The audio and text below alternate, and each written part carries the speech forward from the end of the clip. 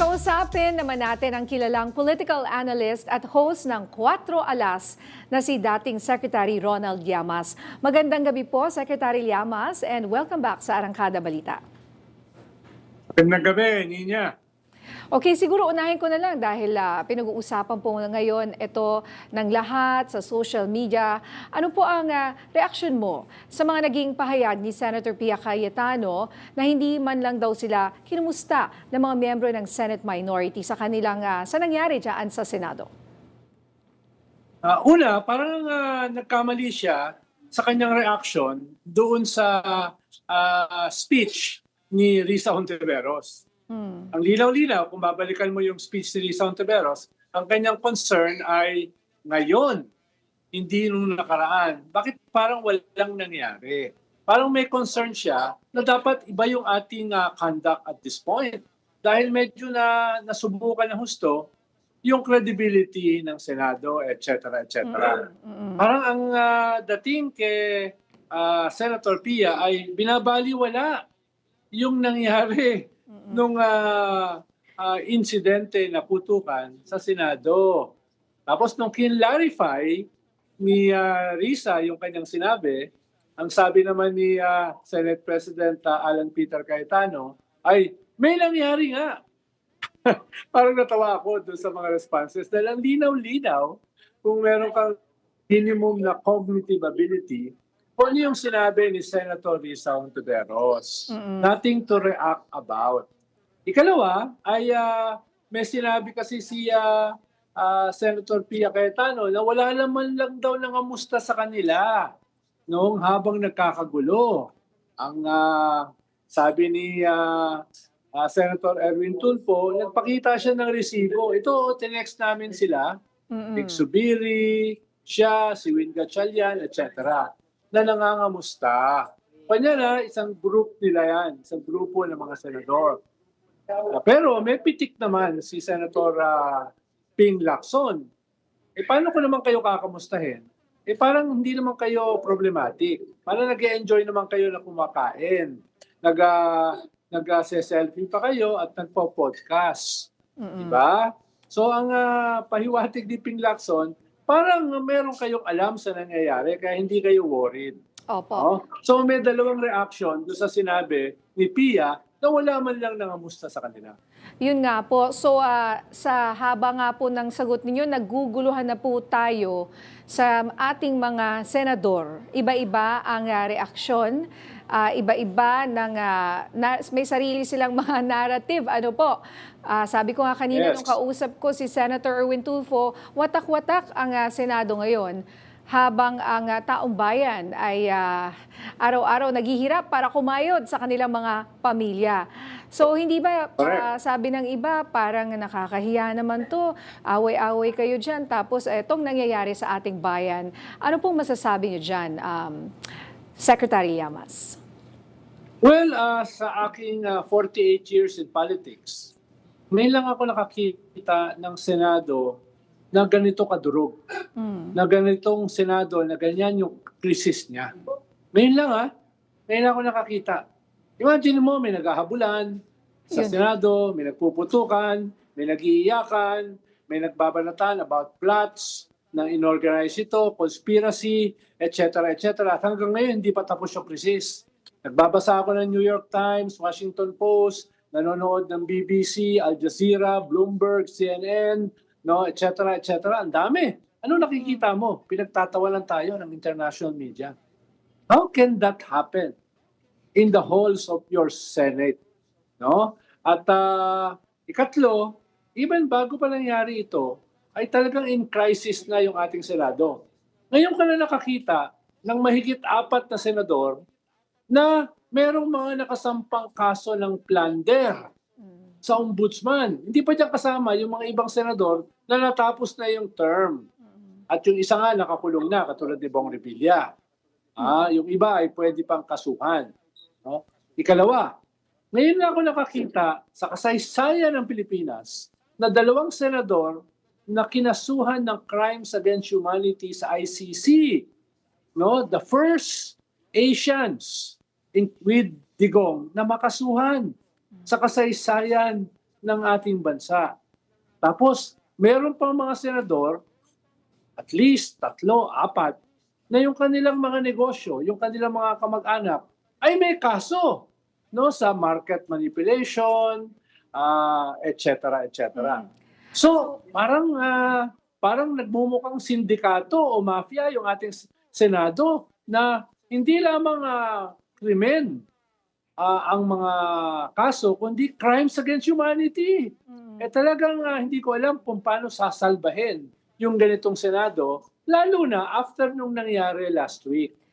Yun nga po sana yung susunod kong itatanong, paano pa natin sasalbahin yung ganitong klase ng Senado? Meron pa ba tayong pwedeng gawin para maisalba ito at kahit papano ay magbigay ng hope, siguro kahit kaunting faith sa kanila, sa kanilang konsyensya? May pag-asa pa ba?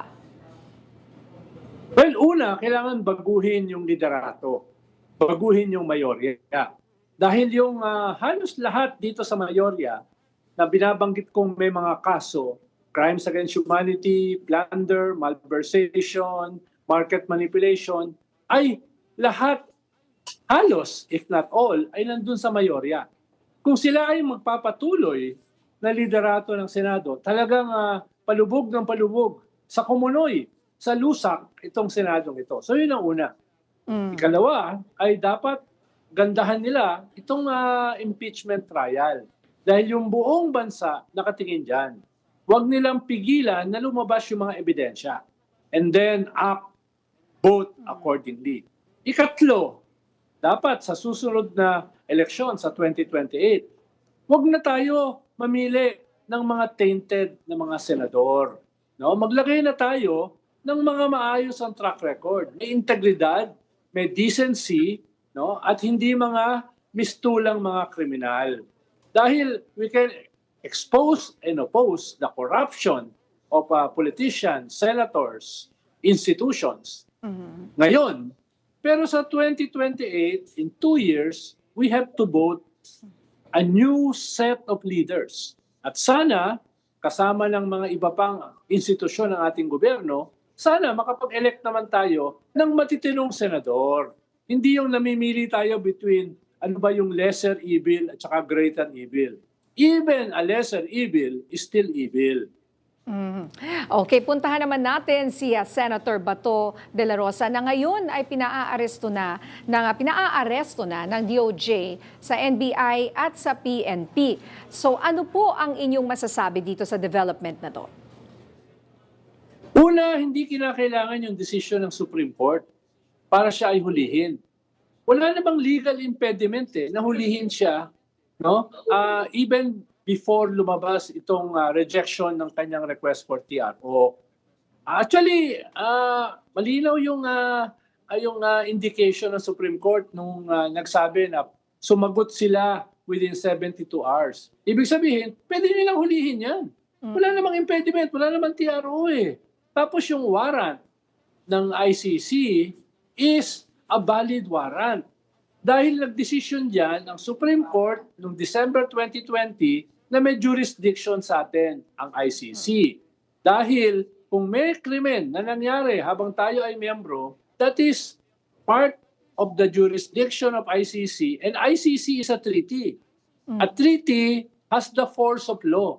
Pag meron kang pinirmahan na treaty, yung batas ng treaty ay magiging batas na natin as a country. Malinaw yan sa ating konstitusyon. Malinaw yan sa lahat ng ating jurisprudence. Kaya yung sinasabi na wala pang warrant, wala pang local court, etc.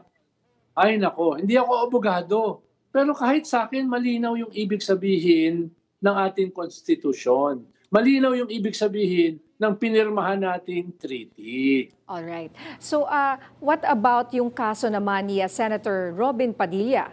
Sa tingin niyo ba ay dapat siyang managot dahil sasakyan niya, may ebidensya na sa kanyang car sumakay si Senator Bato? Dapat lang at hindi lang siya. Yung mga senador na tumulong dito sa obstruction of justice, harboring a fugitive, etc., etc., ay dapat kasuhan. Hindi dahil sila ay matataas na senador, hindi sila pwedeng kasuhan. Hindi dahil sila ay chief PNP at saka senador, ang bilis i-hear ng Supreme Court yung kanilang kaso. Paano yung mga karaniwang tao?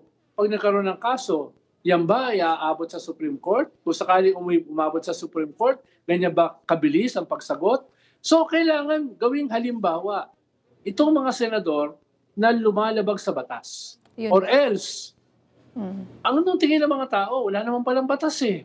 No? Bakit kami susunod sa batas? Eh yung pinakamatataas namin leader, mga senador, ay malabag ng batas. Diba? Dati, nahulihan si Robin Hood Padilla, ang dala ng kanyang sasakyan ay mga armas. Na-convict siya ron, na-pardon lang siya. Diba? Eh, ngayon, ang dala niya, hindi na armas, ang dala niya ay bato. Buti hindi siya naging no? Ano ba yon? Agimat? Darna. Kasi Darna. babae yun eh. May lalaking version ba sa ating mga heroes? Anyway, Sir Ronald, binanggit mo na napaka-fragile ng 1311 na landscape dyan sa Senado ngayon. Sa pagtanggi po ng SC sa TRO ni Bato at sa pagbubukas ng trial kay VP Sara, tingin mo ba babaliktad ang numerong ito? Hindi ko alam bakit meron pang mananatili na senador sa kasalukuyang mayorya, no? Unless sila ay tainted also by corruption, tainted by conspiracy and other crimes. Hindi ko alam paano i-maintain yung mayorya na yan after nung press con nung isang araw ng DILG at ng PNP na pinapakita na wala namang atake dito sa Senado. At malamang, may possibility na all of this is staged.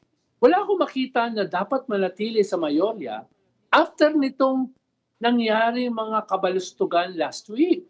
No? Na wasak yung institusyon ng Senado. Kung may kaunti man lang ang ayota ng concern itong mga senador na ito sa kanilang institusyon, ay dapat i-abandon na nila yung kasalukuyang mayorya o sila mismo ay dapat hindi lamang kasuklaman, hindi lamang dapat isumpa, kundi dapat hatulan ng ating mga mamamayan. All right. With that, relax na muna kayo. Malapit na po mag-weekend.